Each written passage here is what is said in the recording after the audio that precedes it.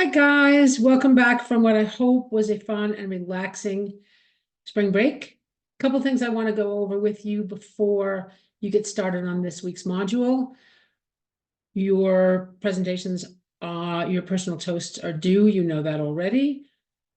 The discussion this week is about differences, and that's what all the readings and materials are about. We live in a much more global world than even 10 years ago. And that matters. It matters because you may be speaking to international audiences in the course of your career. And it's important to understand that the phrases and gestures and many of the things that we take for granted in America mean X, mean something very different somewhere else, and not necessarily something that you want to say in a public professional presentation. So bear that in mind.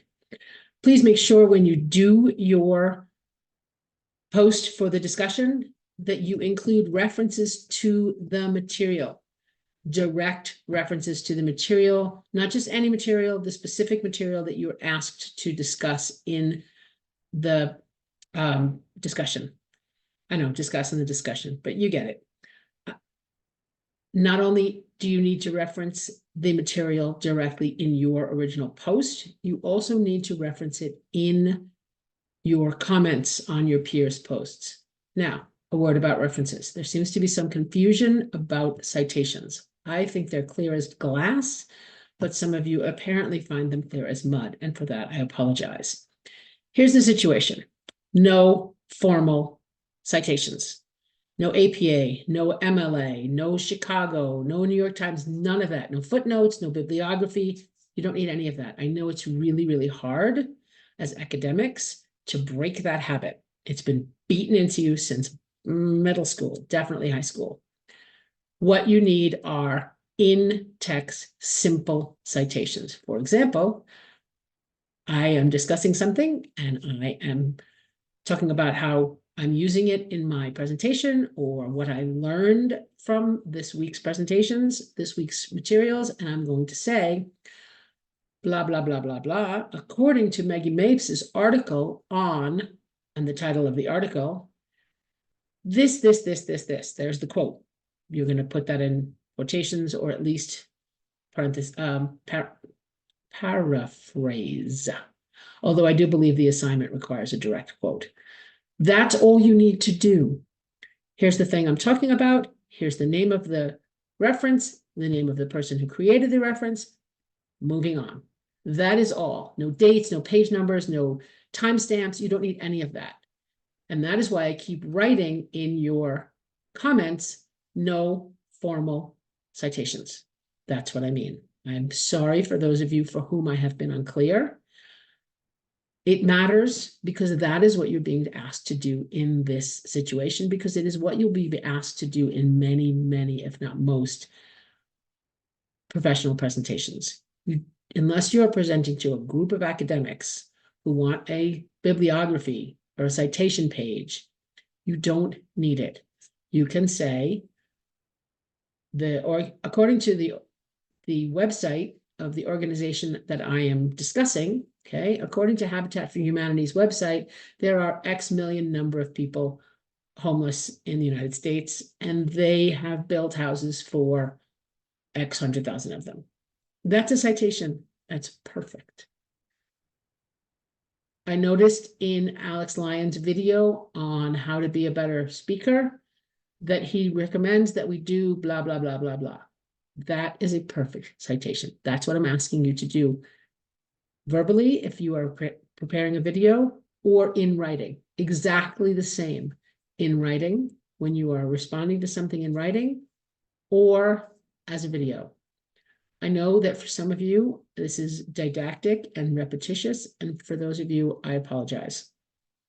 I hope that this clarifies any confusion for those of you for whom my previous discussions of this have been unclear and maybe even seemed contradictory. Emails, that's another thing I want to mention. Please don't write to me through Canvas. I don't always get that material as quickly as I get an email. I check email on my phone throughout the day. I check Canvas when I'm at my laptop in my office. Please, and the other important thing about direct email is it keeps the chain, as you know. Canvas doesn't. So if you send me an email that's following up on a conversation we had a week ago, and you're just answering the question like a normal person, I may have no idea what you're talking about. And then I have to go into Canvas and look up the old emails and figure out what's going on, or write back to you and say, I'm sorry, I have no idea what you're talking about, which makes me feel stupid. So please don't do it. Send me a direct email, lisa.dickstein@ucdenver.edu. You will get a faster response and you will get a more coherent response, and we'll both be happier. So please, I know that I've said this a million times. I know that I put it in the comments when I return comment to you directly. Really important. If you have a question about assignment, don't write about it in the assignment comments. I may never see it. Canvas doesn't always tell me that you did that. And to reiterate what is in the syllabus and what I believe I put in every comment when it's necessary is, if you want to revise, you must schedule a meeting with me. We must have a Zoom meeting so that I can make sure that you understand where you went wrong and how to get you back on track. It doesn't matter how coherent or extensive my comments are. You must have that meeting or you cannot do a revision. And I hate the idea of you spending the time to try to do something again and either getting it wrong or me not even knowing that you got it wrong, because I'm not going to read it or watch it because you haven't followed the instructions in the syllabus and in the comments. That again might seem pedantic, but that is how it has to work. I've had too many students think that they could revise, spend a lot of time and effort, and still not be on the right track for whatever reason.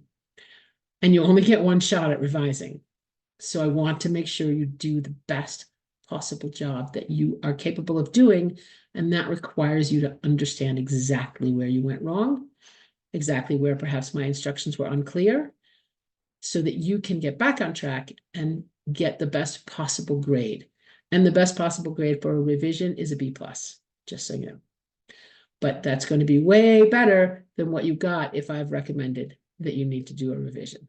So I'm hoping that this little bit longer than usual message will answer some of the questions that you guys have been asking individually. I will also post some of this information again in an announcement, just as a reminder. And also, I know you don't want to watch this, so that's your decision. I'm going to make one every week, and I'm going to expect you to learn and understand what I say in it. So I'm speaking to the choir now, because anyone who's listening to this is already someone who's watching. So thank you. I appreciate that you take the time to watch the recordings that I take the time to make. I hope that you have a great week. And as always, if you have questions, email me. If we can't figure it out by email, we can meet. Thank you so much. Have a great week.